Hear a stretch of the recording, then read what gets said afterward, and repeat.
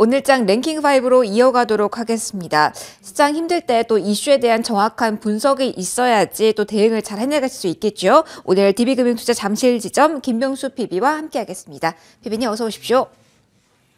자, 오늘도 5가지 이슈 깔끔하게 정리해드리도록 하겠습니다. 일단 PB님 저희 원자재주부터 열어보면서 이에 대한 이야기 나눠볼까 합니다. 사실은 원자재 부족 현상이 이어질 거다, 가격도 오를 것이라는 전망이 있는 건 알겠는데 이 가격과 연동해서 투자 아이디어를 갖고 종목에 접근을 하셨다면 유가 관련주도 그렇고요. 곡물도 좀 변동성이 큰 구간에 있어서 투자하시는 분들 좀 고민이 되실 것 같아요. 일단 원자재 관련주의 동향 오늘 어떻게 보시는지 궁금합니다. 원자재 관련주 같은 경우에는 단순히 코로나19가 종료가 되면서 유가가 빠르게 오른다 정도였으면 원자재 또 자극할 수가 있다, 철강 가격이 오른다라면 자극할 수가 있다 정도로 말씀드릴 수가 있었는데, 그거보다 더 큰 리스크라고 말하면 리스크가 있어서 말씀을 드리면 그 우크라이나 쪽 사태가 심상치 않다가 좀 큰 문제라고 생각하면 됩니다. 우크라이나 리스크 같은 경우에는 이제 곡물, 유가, 천연가스 거의 대부분의 모든 원자재를 자극하고 있다라고 말씀을 좀 드려볼 수가 있는데, 결국에 곡물 가격이 오르게 되니까 에그플레이션이라고 표현되는 그 곡물 가격 상승으로 인한 인플레이션, 그러니까 연쇄적인 물가 상승인 거죠. 여기서 이게 문제가 되고 있고, 특히 러시아 같은 경우에는 광물 생산에서도 니켈에서는 한 49%가량, 그리고 팔라듐 같은 경우에는 한 42%가량 차지를 하기 때문에 2차 전지 쪽, 이런 배터리 쪽에서도 문제가 생길 수가 있는 조금 중대한 문제다라고 말씀을 좀 드려볼 수가 있을 것 같습니다. 방금 말씀하셨다시피 사료 가격이라든지 사료 종목이라든지 이런 원자재 가격이 곡물 가격이 올라서 사료 쪽에 관심을 가지신 분들도 있고 되게 굉장히 많을 텐데, 이런 유가 관련주 쪽에서 모멘텀을 찾아서 종목으로 들어가실 경우에는 변동성이 굉장히 큰 거를 이제 저번 주부터 일주일가량, 한 5영업일가량 느끼신 바가 있으실 겁니다. 결국에는 원자재 가격이 상승할 때는 원자재에 집중하거나 또는 이런 광산 쪽, 이런 쪽에 집중할 수 있는 ETF 쪽을 한번 노려서 매매를 하셔보시는 게 아마 투자 자산을 다양화할 수가 있지 않을까. 왜냐하면 곡물 가격이 오른다고 해서 사료를 만드는 종목이라고 해서 이런 테마성으로 들어가시게 되면은 이런 좀 하향 압력이 큰 이런 시장에서는 변동성 장세를 좀 견디기가 어렵지 않을까라고 좀 말씀을 좀 드려보고 싶습니다. 신규 진입을 꼭 하셔야겠다면 ETF를 추천을 해주셨는데, 그렇다면 지금 보유 중이신 분들은 어떡할까요? 특히 지금 유가 관련된 종목은 지금 급락이 나오고 있어서 조금 마음 졸이실 것 같거든요. 일단 단기적으로만 들어가셨다고 한다고 하더라도 16일이 전쟁설이 나온 그 시점인데 전후 대응 좀 어떻게 짜면 좋을까요? 그나마 유가 같은 게 물론 예측할 수는 없겠지만 그나마 조금 시장이 크기 때문에 말씀을 드리면은 150달러까지도 간다라는 외국에서 나온 레포트까지가 있었고, 오늘 같은 경우에는 95달러 이상이 올라가게 되면서 100달러는 시간 문제다라고 좀 말씀을 드릴 수가 있어서, 만약에 이쪽 그 원유 업체를 통해서 들어가게 된 종목이 만약에 대형주다, 저희가 알고 있는 대형주다라고 하면은 그렇게 크게 부담은 없으실 텐데, 만약에 테마성 있는 말씀드릴 수는 없겠지만 그런 업체였다면은 조금 손절가를 정해두고 들어가시는 매매법이 필요하지 않았을까라고 좀 말씀을 좀 드려보고 싶습니다. 그러면 지금 이 떨어지는 구간에서 그냥 무조건 잡고 있는 게 답은 아닐 수 있다, 손절가를 설정한 구간에서는 적절한 시기에 빠져나오는 게 좋다, 좀 이렇게 정리를 해도 될까요? 어떻게 보면 원자재 같은 경우에는 가격이 상승할 수밖에 없는 주변 요인이 있기 때문에 다른 종목을 찾아보시는 것도 이런 변동성 장세에는 필요하지 않을까라고 말씀을 드려보고 싶습니다. 네. 자, 원자재 연동해서 추가적으로 두 번째 이슈 저희가 보도록 하겠습니다. 역시 좀 부담이 있기 때문에 저희가 해운주도 같이 보려고 하는데요. 일단 이 질문부터 드릴게요. HMM과 페노션이 PB님 있는데, 증권사의 평가도 엇갈리고 오전 대비 시세가 많이 둘 다 꺾이긴 했습니다만 지금 주가의 방향성도 좀 다른 모습이거든요. 왜 이렇게 두 종목의 주가 그리고 증권가의 평가 다른 건가요? 페노션과 HMM은 조금 특징적인 종목이 있는데, 오늘 같은 경우에는 HMM 같은 경우에 오전에 한 10%가량 큰 상승세를 보였고, 마찬가지로 페노션도 좀 따라가는 모습을 보였다가 지금 오후 조금 빠지는 모습을 보여주고 있습니다. HMM 같은 경우에는 SCFI라고 표현되는 상하이 컨테이너 운임지수 쪽에 조금 많이 관련이 있었다라는 레포트가 나오게 되었고, 반대로 페노션 같은 경우는 이제 건 자재라고 표현되는 BDI, 발틱 지수죠. 그쪽에 관심이 있는데, 간단하게 말씀을 드리면은 SCFI라고 표현되는 것에서는 계속 상승을 했었다. 이 지수는 상하이 컨테이너 운임 지수는 계속 상승을 하였고, BDI 같은 경우에는 상승을 보였다가 살짝 빠지는 모습을 보였기 때문에 페노션 같은 경우에는 조금 하반기를 기대하자라는 뉘앙스의 리포트가 많이 나오게 되었고 추가로 HMM 같은 경우에는 실적이 굉장히 좋았습니다. 이번 4분기 실적이 나오게 되면서 뭐 창사 이래 최대다라는 이야기가 나오게 되면서 특히 또 HMM 같은 경우에는 뭐 한국투자증권에서 나온 리포트를 뭐 인용해 보자면은 뭐 2년 동안 2년 현금만 10조 원이 육박할 수가 있다. 그래서 만약에 배당 수익률이 6% 이상까지도 기대될 수가 있다라는 어떻게 보면 배당주 쪽인 관점에서도 조금 승산이 있는 투자가 될 수 있다라는 긍정적인 리포트가 나오게 되면서 주가 상승을 이끌지 않았을까라고 조심스럽게 말씀을 좀 드려보고 싶습니다.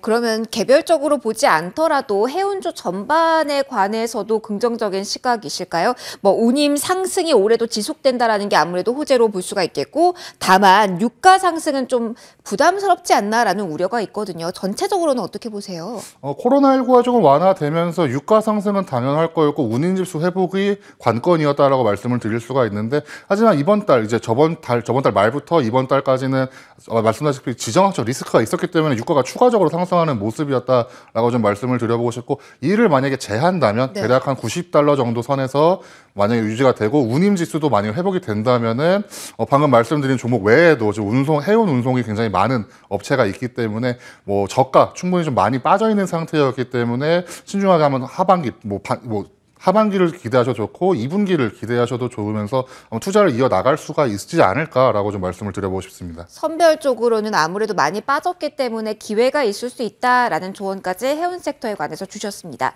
세 번째로 좀 넘어가서 이야기 이어가 보도록 할게요. 자, 오늘 이 운송 섹터에서 해운주랑 좀 항공 쪽의 흐름이 좀 엇갈리고 있습니다. 항공은 전반적으로 오전부터 오후까지 계속 약한 모습인데요. 여행까지 뭉쳐서 보면 미국 쪽에서 자국민을 향해서 권고를 했다라고 하죠. 한국이 지금 코로나 확산세가 너무 숫자를 보면 너무 높기 때문에 가지 말라라는 권고 명령을 내렸다고 하고 또 전반적으로 보면은 이제 중국이 국제선을 아무래도 올해 말까지 허용하지 않을 것이라는 말이 나오면서 이 아시아 지역의 회복세, 항공 쪽은 많이 느릴 것이라는 이야기가 나오고 있다라고 하거든요. 그런데 리오프닝 키워드 속에 최근 올랐다가 오늘 조정이거든요. 이게 기회가 될 수도 있을지 아니면 변동성이 너무 큰 항공주는 피해야 될지 궁금합니다. 항공주 같은 경우에는 뭐 대한항공을 비롯해서 이제 여객을 제외한 항공 운송도 하는 뭐 대한항공, 뭐 아시아나항공 말씀드릴 수 있고 LCC 같이 여객에 조금 치중하는 것을 말씀드릴 수가 있는데 미국에서 이제 한국에 대한 여행 정보를 조금 상향으로 최고 등급으로 상향했다는 소식으로 해서 항공주가 좀 많이 빠지는 모습을 보였습니다.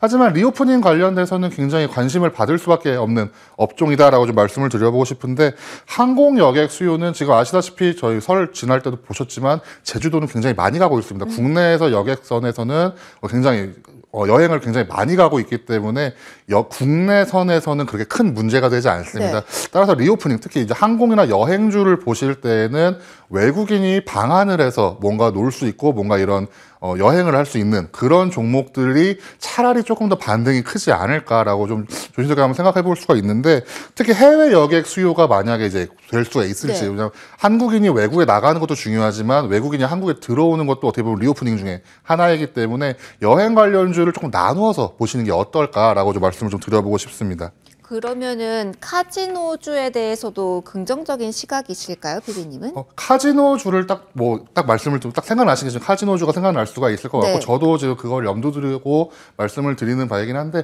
어떻게 보면은 가장 좀 타격이 크지 않았을까. 네. 제가 뭐 재무제표를 보고 말씀드리는 건 아니고 그냥 제 사견을 말씀드리는 거지만 외국인이 들어와서 카지노 활동을 하고 여기에 대한 수혜를 보는 업종들이 있었는데 외국인들이 내한을 못 한다면은 아마 조금 큰 타격이 있지 않았을까. 그렇게 되면 리오프닝 주에서도 좀 반발성이 좀 크지 않을까라고 조심스럽게 말씀을 좀 드려보고 싶습니다. 그렇다면은 가장 타격이 컸던 쪽을 지금 리오프닝 수혜주를 보고 서서히 모아가는 전략은 괜찮다. 차라리 지금 예를 들어 대한항공 같은 경우에는 화물 운송으로도 사상 최대 실적도 나오기도 네. 했었고 그럴 수가 있지만 리오프닝을 반대로 생각한다면은 밑에서 죽는다는 개념으로 보신다면은 조금 힘들었던 종목들을 볼 수가 있지 않을까라고 말씀을 드려보고 싶습니다. 네, 알겠습니다. 리오프닝주에 대해 정리해드렸고요. 저희가 네 번째로는 게임주 좀 살펴보려고 합니다. 사실 오전에는 좀 반등이 강하게 나왔어서 이 반등의 의미를 해석을 해보려고 했는데 오후에 좀 많이 꺾였습니다. 그렇기 때문에 이 게임주를 어떻게 봐야 되는지 또 한 번 이 변동성에 고민이 되는데요. 이렇게 변화되는 시세 어떻게 지금 피비님 해석하고 계신지요? 게임 같은 경우에는 결국에는 제품이 재밌으면은 고객이 모일 것이고 그런 매출이 늘어날 것이고 실적이 좋아질 것이다. 어떻게 보면 되게 간단한 원리가 있었는데 작년 같은 경우에 여기에 추가로 P2E, 뭐 메타버스, NFT, 뭐 가상화폐 저희가 알지 못하던 새로운 신세계, 신개념들이 많이 접목이 되게 되면서 어떻게 보면은 미래 가치를 많이 끌어온 효과를 보여주지 않았나. 보여주지 않았던 그 기대감이 너무 많이 그렇죠. 반영된 상태라는 말씀이죠. 그래서 유동성이 굉장히 많이 풀려 있는 상태에서 저희가 새로운 세계로 나아갈 수가 있고 저도 그 P2E라고 생각하는 어떻게 보면 플레이 투 언이죠. 게임을 하면서 돈을 벌 수 있는 그리고 그 돈이 어떻게 보면 위메이드 뭐 예를 말씀을 드릴 수가 있지만 위메이드에서도 코인을 만들어서 네. 이런 가상화폐를 통해서 또 환전을 하게 되고 이런 환전을 하게 되면서 뭐 또 활동이 이어지고 이런 가상 공간을 뭐 메타버스로 평화하고 어떻게 보면 되게 새로운 신개념이 많이 나오게 되면서 관심을 많이 받았다라고 좀 말씀을 드릴 수가 있는데 결국에는 실적 쇼크다라고 말씀을 드릴 수가 있을 것 같습니다. 그러다 보니까 주가가 좀 많이 빠지는 모습을 보였게 되었고 어떻게 보면은 반등을 보였다고 볼 수가 있지만 오늘의 반등 의미가 그렇게 크게 다가오지는 않을 수가 있다라고 오전의 시세가 지금 반등세가 꺾였기 때문에 네, 좀 말씀을 좀 드려보고 싶습니다.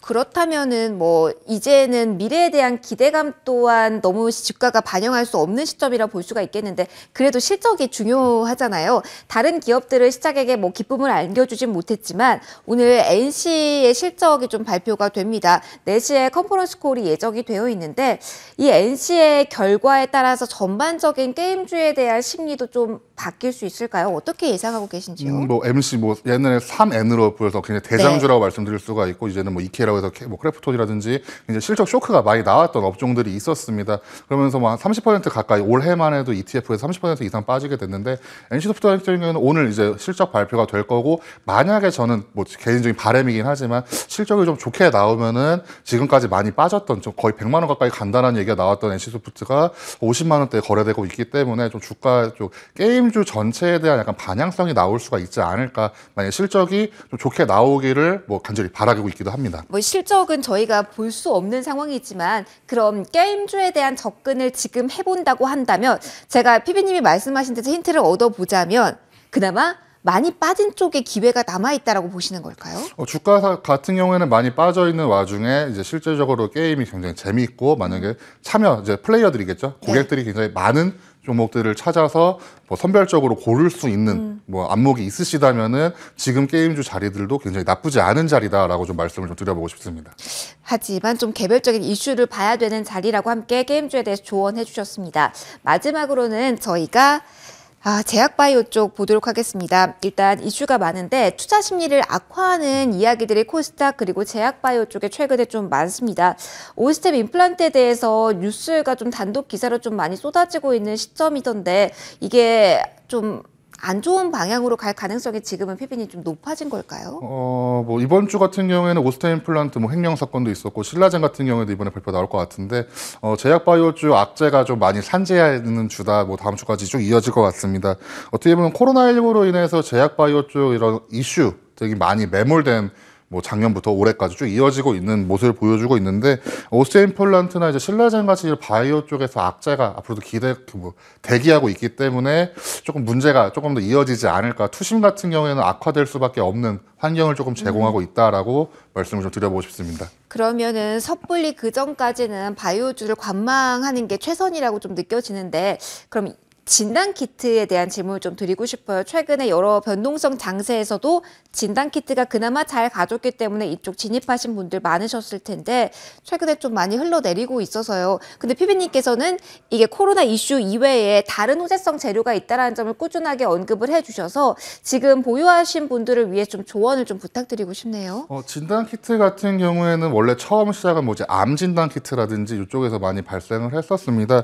결국에는 코로나19 진단키트 이런 코로나로 진단키트로 벌어들인 돈을 어떤 R&D 활동을 통해서 다른 쪽으로 많이 전이시킬 수가 있느냐가 굉장히 중요할 텐데 뭐 혈액암 진단키트로도 이번에 뭐 상장을 준비한 업체들도 있고 이런 식으로 했을 때 코로나 외 진단키트 시장이 굉장히 크기 때문에 뭐 보유자 대응을 말씀드린다면 아마 조금 많이 급등했던 그 종목들에 많이 좀 갖고 계실 텐데 네. 그걸 제외하더라도 코로나 외에 이제 진단키트 시장이 더 커질 수가 있기 때문에 그걸 조금 기대해 보시는 게 어떨까라고 말씀을 좀 드려보고 싶습니다. 있습니다. 섣불리 손절하는 것보다는 일단 더 긴 시각으로 들고 가는 전략이 좋겠다라는 이야기를 해주셨습니다.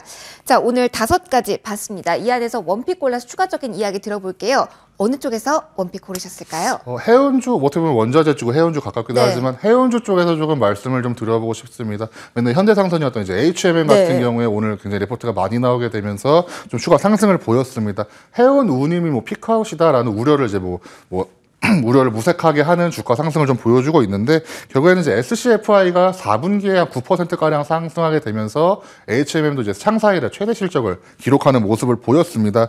아까 말씀드렸다시피 이제 올해에도 영업이익이 한 8조 원 가량 기대되는 굉장히 큰 상승세를 보일 거다라는 전망이 나오게 되었고 결국에는 이제 잉여 현금이 이제 10조 원 이상 모여 있었기 때문에 아마 배당 성향률도 굉장히 높아지지 않을까 6% 네. 이상을 기대한다는 한쪽에서 리포트가 나오게 되었고 결국에는 미주나 유럽에서 항만적 채는 굉장히 지속되고 있다. 그렇기 때문에 1분기에도 아마 SCFI 쪽 이제 운임 지수는 좀 가파른 상승세 그 강세를 보일 수가 있기 때문에 HMM 같은 경우에는 앞으로도 좀 주가 상승이 좀 기대된다라고 말씀을 드려보고 싶고 한국투자증권에서 2월에 나온 리포트를 기반으로 현재가부터 한 38,000원 정도까지는 충분히 가능하다라고 조금 말씀을 좀 드려보고 싶습니다.